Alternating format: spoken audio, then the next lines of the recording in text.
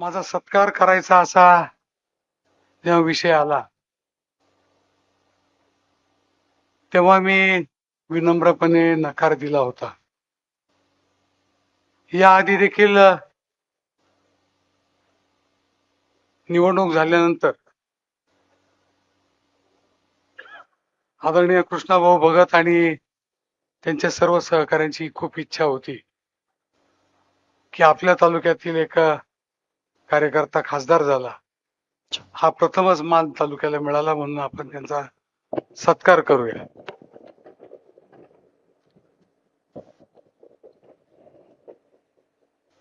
परंतु मी तेव्हाही विनम्रपणे त्यांना नकार दिला होता.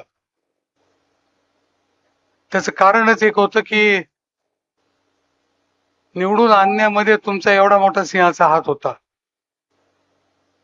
तर आता सत्काराची आवश्यकता काय होती, हा माझा सरळ सरळ प्रश्न होता. आणि मी तो सत्कार टाळत टाळत आज 2 वर्ष झाले. राजकीय परिस्थिती कशी निर्माण झाली हे आपल्या सर्वांना माहित आहे. परंतु त्या राजकीय परिस्थितीत वेगळी वाट चोखाळावी असं मनात कधी संशय देखील आला नाही. आणि म्हणून हा सत्कार का बरं करताय? मी असं वेगळं काही केलं नाही. ज्या पक्षाने मला उमेदवारी दिली, मी आमदार झालो, पुन्हा उमेदवारी दिली, मी कमी पडलो आणि परत 24 साली मनी ध्यानी नसताना, मागणी केलेली नसताना देखील मला लोकसभेची उमेदवारी दिली. मी त्या पक्षाबरोबर प्रामाणिक न राहून काय केलं पाहिजे हा प्रश्न सर्वांच्या पुढे मी मांडतो. कुणी काय देईल, पद देतील, प्रतिष्ठा देतील, परंतु हे जे प्रेम आहे हे कुणी देणार नाही. आणि म्हणून मी या सत्काराच्या विरोधात होतो. मी फक्त माझं काम केलंय आणि जे काम मला करायला पाहिजे होतं ते केलं. आणि मला असं वाटतं की मी जे केलंय ते वेगळं काही नव्हतं, जे सरळ होतं ते केलं. पण सरळ जर चालत नसेल आणि वाकडे चालणाऱ्याला जर महत्व असेल, तर म्हणून मला वाटतं का हा सत्कार तुम्ही माझा ठेवलाय. मी आजपर्यंत जे काही केलं ते तुमच्या बरोबरीने, तुमच्या सहकार्याने, तुमच्या आशीर्वादाने केलं. आणि जे इथून पुढे करणार आहे तो तुमच्या सहकार्याने, आशीर्वादानेच करणार आहे. म्हणून तुमची प्रतारणा करता येणार नाही. या पक्षाने मलाही खूप दिलं, तालुक्यालाही खूप दिलंय.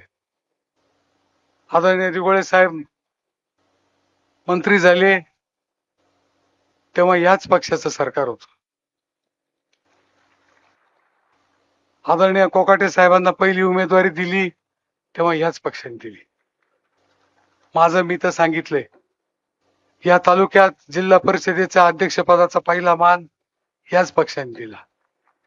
आणि मला वाटतं की या पक्षाने आपल्या तालुक्याला, आपल्याला अजून काय दिलं पाहिजे की आपण बाजूला गेलं पाहिजे. आणि म्हणून मी प्रामाणिकपणे पक्ष नेतृत्वाबरोबर जो मी उद्धव साहेबांना शब्द दिला त्याप्रमाणे मी राहिलो. मी विशेष काही केलेलं नाही. परंतु तरी हे विशेष झाल्यासारखं सर्वत्र महाराष्ट्रातून मला फोन येत आहेत. आणि जर विशेष काही न करता एवढा उदो उदो होतोय, तर मला वाटतं विशेष काही केल्यावर काय होईल हा प्रश्न निर्माण होतो. आणि म्हणून मी एकच एवढंच सांगतो की जोपर्यंत आहे तोपर्यंत पक्षनिष्ठा, व्यक्तिनिष्ठा जे काही आहे ते बरोबर राहील. जे माझ्या बरोबर होते आज नाहीयेत त्यांच्याबद्दल मला राग नाही. जे माझ्या बरोबर आहेत, जे पुढे राहणार आहेत, त्यांच्या बरोबर राहायची माझी तयारी आहे. मी वैयक्तिक कुणाशी वैर केलं नाही. जे काही माझे विरोधक असतील ते माझे राजकीय विरोधक आहेत, वैयक्तिक मला विरोधक नाही आहेत असं मला वाटतं. कारण मी कुणालाही वैयक्तिक विरोध केला नाही आजपर्यंत. आणि म्हणून आज तुम्ही सर्वच जण आलात, शिवसेनेचे आलेत,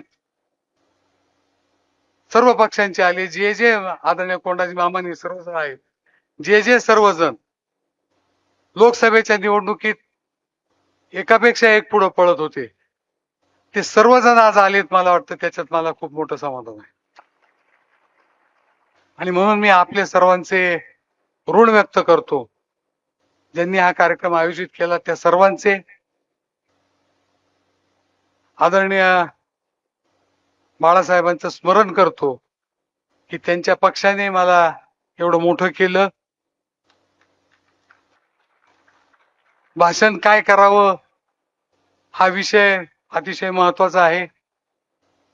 कारण मी प्रसिद्धीपासून खूप लांब राहत राहिलो आणि या 4-8 दिवसात माझा संपूर्ण बॅकलॉग निघून गेला.